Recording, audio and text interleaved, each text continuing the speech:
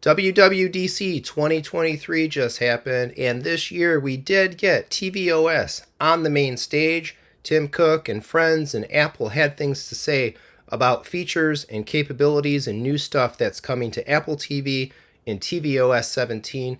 Let's walk through the press release and kind of talk about and muse on some of the new features, what they may mean for home theater. Did we get the big one? Did we get lossless audio? Did we get higher bitrate video?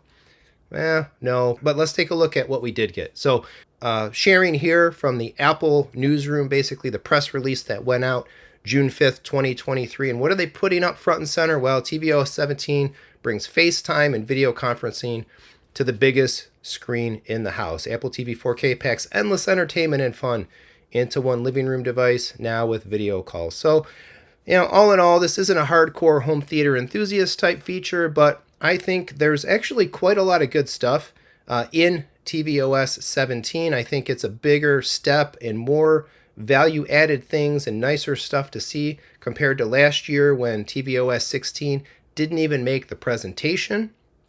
So, hey, we're making progress, and hopefully it means that they're seeing Apple TV in this platform with more opportunity and all of that ahead.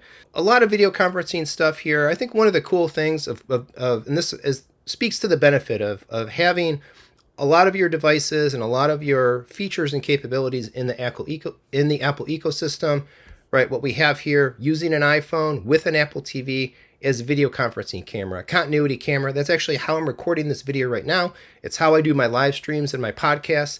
I think it works fantastic. The iPhone camera just beats the pants off of any built-in webcam or anything else that you're going to find.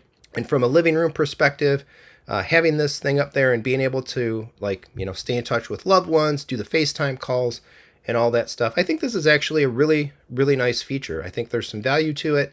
And I think we're going to see, Zoom, WebEx, Teams, and some other capabilities come to the platform as well. So they have a little bit of video content here, right? You can see the iPhone on the MagSafe stand underneath the TV. They also make them to kind of go on top of the display there.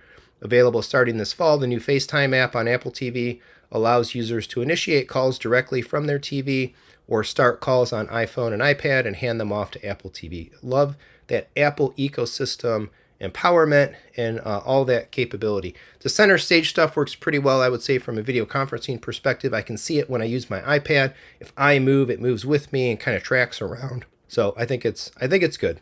Again, it's not a home theater enthusiast feature, but as a cornerstone of kind of the tvOS 17 release, we could get worse things. Apple Music Sing, hey, if you like karaoke, now not only can you do karaoke very easily built in with Apple Music and your Apple TV, but you can see yourself on the screen. If you love it, you might like this. Your kids might like it. I will probably never karaoke myself on my TV screen, but so be it. All right, so here we get into some other cool stuff, a more personalized experience that works even better with iPhone. So I think the control center that they have on the Apple TV is great. I've talked about it in other Apple TV settings and features and capability videos here on the channel. I think the problem was, from a design perspective, they're trying to pack too much stuff into Control Center. So if you have a UI and you have too many things in it, well, how do you solve that problem? You make sub-menus, you make sub-UIs. And so that's what they're doing with Control Center. Instead of one menu, now we have a selectable set of icons for different sub-menus.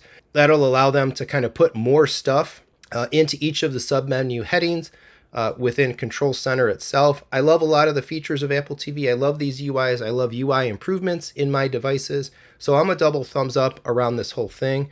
And hey, wouldn't you know, I think they also added the feature whereby if you're connecting with an iPhone and the Apple TV is detecting basically that you're the one using it, your control, it will automatically switch to your profile. I wonder who suggested that idea.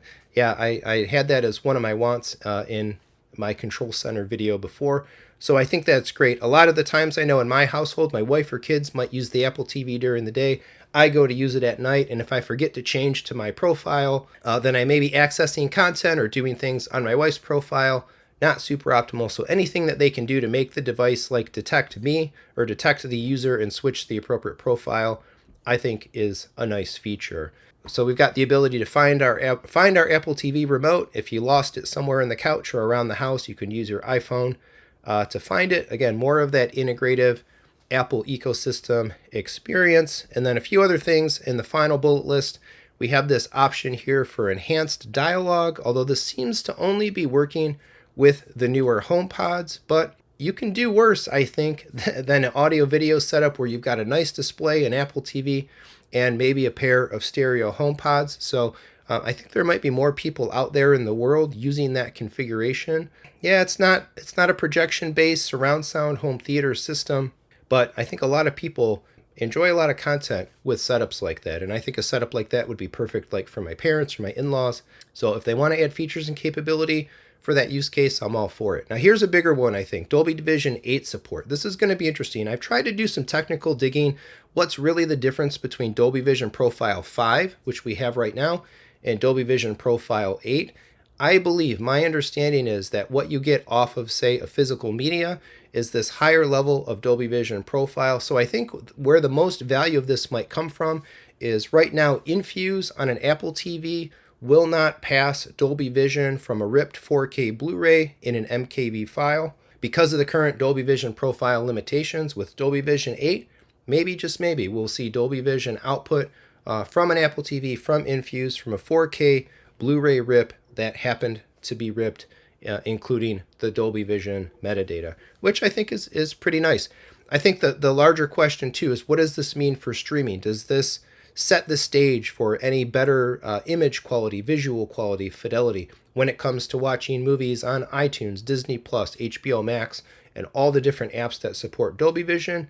Well, we'll wait and see. We didn't get higher bit rates. We didn't get lossless audio. We didn't get any mention either in the presentation or in the press release notes here about something related to boosting the quality of streaming or the quality of content that Apple is serving to us. We wait with bated breath. We wait another year. Kaleidoscape, if you've been hanging back on your decision to maybe jump into the Kaleidoscape ecosystem because you were hoping maybe we would get higher fidelity content out of Apple this year, well, we didn't get it. So maybe you're safe moving forward with that Kaleidoscape purchase.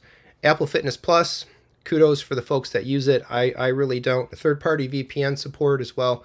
I suppose if you need it, that's great. It's not really a feature that I would take advantage of, although I wonder if we will see people in other regions, other countries outside of the United States, now perhaps able to use Apple TVs with the VPN to the US iTunes store and perhaps able to access more content than they were able to do before. So that's the whole stack of features, tvOS 17. Again, it's very specific in a couple of areas that aren't exactly home theater enthusiast focused.